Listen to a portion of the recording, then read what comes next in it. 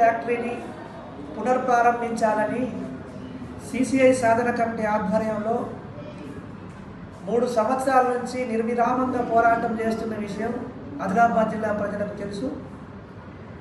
దఫాల పోరాటం చేసిన సందర్భాలు ఉన్నాయి.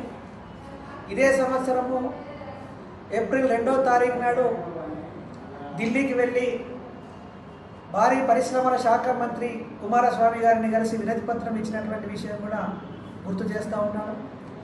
ఇదే సందర్భంగా కేంద్ర రాష్ట్ర ప్రభుత్వాలు ఈ పరిశ్రమను రీఓపెన్ చేయడం కోసం ప్రయత్నాలు జరుగుతున్నాయని చెప్పి సంకేతాలు వస్తూ ఉన్నాయి.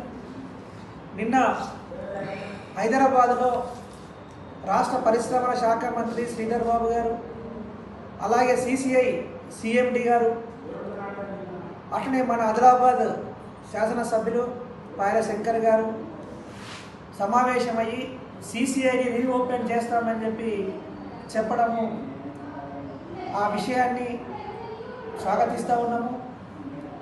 ఈ ప్రయత్నాలు పేపరు ముఖంగా కాకుండా, సమావేశాలకే పరిమితం కాకుండా చర్యల ద్వారా వెంటనే ముందుకు వెళ్ళాలని చెప్పి సిసిఐ సాధన కమిటీ విజ్ఞప్తి చేస్తూ ఉంది. ఈ ప్రకటనలో 2 అంశాలు మనకు కనిపిస్తూ ఉన్నాయి. కేంద్ర ప్రభుత్వము ప్రైవేటైజేషన్ చేయడమా లేదా డిజిన్వెస్ట్మెంట్ చేయడమా అనే ఆలోచన చేస్తున్నట్టు కనిపిస్తూ ఉంది. డిజిన్వెస్ట్మెంట్ చేయడాన్ని సిసిఐ సాధన కమిటీ అంగీకరించదు. ప్రైవేటైజేషన్ చేయడాన్ని సిసిఐ సాధన కమిటీ అంగీకరించదు.